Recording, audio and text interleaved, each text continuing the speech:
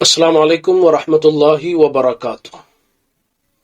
کچھ دوستوں کا سوال وہ یہ کہ شب برات کب ہے، اور دوسرا یہ ہے کہ شب برات میں ہمیں کیا کرنا چاہیے، اس رات میں کون سی عبادت کرنا چاہیے، اس سلسلے میں رہنمائی کی جائے۔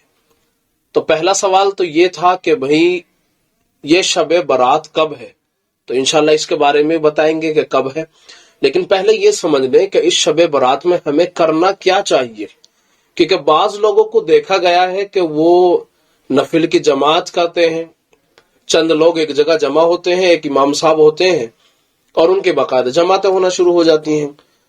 بعض لوگوں کو دیکھا گیا ہے کہ وہ نماز پڑھتے ہیں تو جماعت بنا لیتے ہیں اور کوئی خاص ذکر اس کے اندر کرتے ہیں، اس طرح بھی دیکھا گیا ہے لوگوں کو، اور بعض لوگ کچھ اور پوچھتے ہیں۔ تو یہ ساری عبادات جتنی بھی ہیں کس نہج پہ ہونی چاہیے، کس طریقے پہ ہونی چاہیے، یہ سمجھنے کی ضرورت ہے۔ آپ بخوبی جانتے ہیں ہم مسلمان ہیں، اور ہمارا جو آئیڈیل ہے وہ پیارے نبی صلی اللہ تعالی علیہ وسلم کے ذات اقدس ہے۔ ہمارا نبی صلی اللہ تعالی علیہ وسلم سے انتہائی درجے کی محبت ہونی چاہیے، اتنی محبت ہونی چاہیے کہ ہمارے دل کے اندر ہمارے ماں باپ، ہمارے والدین، بیوی، بچے، ان سے بھی کہیں زیادہ محبت ہمارے دل کے اندر پیارے نبی صلی اللہ علیہ وسلم کی محبت ہونا چاہیے۔ یہ ایمانی تقاضا ہے اور نبی صلی اللہ علیہ وسلم کا فرمان بھی ہے۔ تو یہ محبت ہمارے دل کے اندر اس درجے میں ہونی چاہیے۔ ظاہر بات یہ ہے جس کے دل کے اندر اس درجے میں محبت ہوگی تو عمل بھی تو پیارے نبی صلی اللہ علیہ وسلم والا ہونا چاہیے، اپنے پاس سے گھڑا ہوا نہیں ہونا چاہیے۔ لَقَدْ كَانَ لَكُمْ فِي رَسُولِ اللَّهِ أُسْوَةٌ حَسَنَةٌ، رسول اللہ صلی اللہ علیہ وسلم کی زندگی یہ ہمارے لیے نمونہ ہے۔ آپ نے جو جو کیا ہے ہمیں وہ کرنا چاہیے۔ نبی صلی اللہ تعالی علیہ وسلم سے اس رات میں کتنی عبادات ثابت ہے اور اس کے علاوہ ہمیں کیا کرنا چاہیے، اس کو سمجھنے کی ضرورت ہے۔ یہ وہ رات ہے جس کے اندر اللہ تبارک و تعالی اپنے گنہگار بندوں کو معاف فرماتے ہیں، بخشتے ہیں، جہنم سے خلاصی عطا فرماتے ہیں، جہنم سے اللہ تعالی آزاد کرتے ہیں۔ حضرت عائشہ رضی اللہ تعالی عنہا سے اس سلسلے میں کئی روایات مروی ہیں، اور ایک روایت یہ بھی ملتی ہے کہ نبی علیہ الصلوۃ والسلام نے تو حضرت عائشہ سے باقاعدہ پوچھا تھا اس سلسلے میں، شب برات کے سلسلے میں، کہ یہ کون سی رات ہے، تو انہوں نے یہی جواب دیا تھا کہ یہ اللہ اور اس کے رسول زیادہ اس کو جانتے ہیں۔ بہت ساری روایات آپ کو ملیں گی۔ ایک روایت یہ بھی ملے گی کہ نبی علیہ الصلوۃ والسلام کو حضرت عائشہ نے دیکھا کہ بستر پر نہیں ہے آپ، تو حضرت عائشہ نے سوچا معلوم نہیں کدھر چلے گئے، وہ پیچھے پیچھے گئیں، دیکھا کہ نبی صلی اللہ علیہ وسلم قبرستان میں پہنچ گئے ہیں۔ تو اس رات میں قبرستان جانا چاہیے یا نہ جانا چاہیے؟ تو نبی صلی اللہ علیہ وسلم کی پوری حیات طیبہ میں ایک مرتبہ جانا ثابت ہے۔ اگر آپ ایک سنت زندہ کرنا چاہتے ہیں تو اپنی زندگی میں ایک مرتبہ جا سکتے ہیں اور یہ آپ کے لیے کافی ہے۔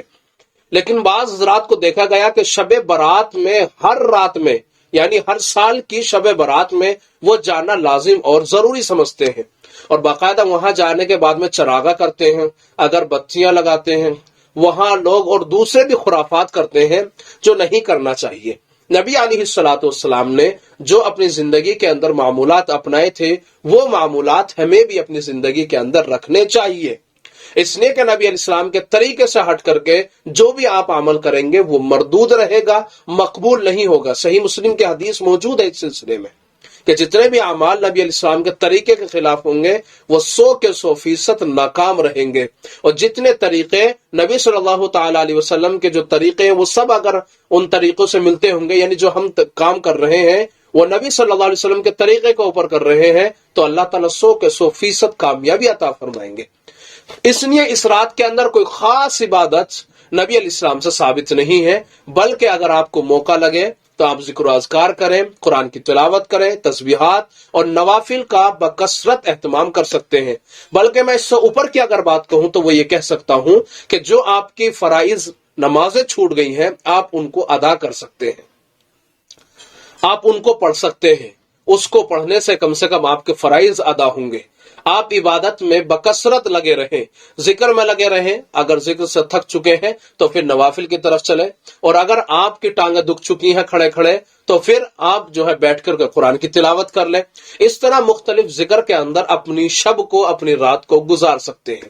تو اس رات میں جتنا ہو سکتا ہے عبادات کریں، خرافات سے محفوظ رہیں، جیسے کہ پٹاخے پھوڑنا ہے، اسی طرح سے غیر طریقے اختیار کرنا بالکل بھی درست نہیں ہے، بائکوں پہ گھومنا، اسی طرح سے راستوں میں خرافاتیں کرنا، لڑائی جھگڑا فسادات مچانا، ان تمام خرافات سے آدمی کو اپنے آپ کو بچانا چاہیے، ان خرافات سے دور رہنا چاہیے۔ تو نبی صلی اللہ تعالی علیہ وسلم کے طریقے کے مطابق جتنی زندگی ہوگی اتنے اچھا رہے گا، اور وہ طریقے اللہ کی بارگاہ میں قبول بھی کیے جائیں گے۔ شب برات کب ہے؟ تو شب برات 7 مارچ کو ہے، اور چاند کے اعتبار سے اگر آپ دیکھیں گے تو شب پہلے پڑے گی اور اس کے بعد میں دن پڑے گا۔ تو 15ویں جو یہ شب ہوگی اس کے اگلے دن والا آپ اگر روزہ رکھنا چاہتے ہیں تو روزہ بھی رکھ سکتے ہیں۔ اس رات میں خوب عبادت کرنے کی کوشش کریں، بلکہ پیارے نبی صلی اللہ تعالی علیہ وسلم کا معمول شعبان المعظم کے مہینے کے اکثر دنوں میں رکھنے کا معمول رہا ہے، اس لیے کوشش کریں کہ ہم ابھی سے رکھنا شروع کر دیں۔ پیر کا رکھیں، جمعرات کا رکھیں، ایام بیض کا رکھیں۔ نبی علیہ السلام ان دنوں کے روزے رکھا کرتے تھے، اس لیے آپ لوگوں سے درخواست ہے کہ آپ نبی صلی اللہ علیہ وسلم کے طریقے سے ہٹ کر کے عبادت کو انجام نہ دیں، ورنہ آپ کی عبادت اللہ کی بارگاہ میں قبول نہیں ہوگی۔ اس ویڈیو کو زیادہ سے زیادہ لوگوں تک پہنچائیں تاکہ تمام حضرات خرافات سے بچیں، صحیح منہج پر، صحیح طریقے پر اور صحیح نہج پر وہ عبادت کر سکے۔ اللہ تعالیٰ مجھے آپ کو ان تمام باتوں پر عمل کرنے کی توفیق عطا فرمائے۔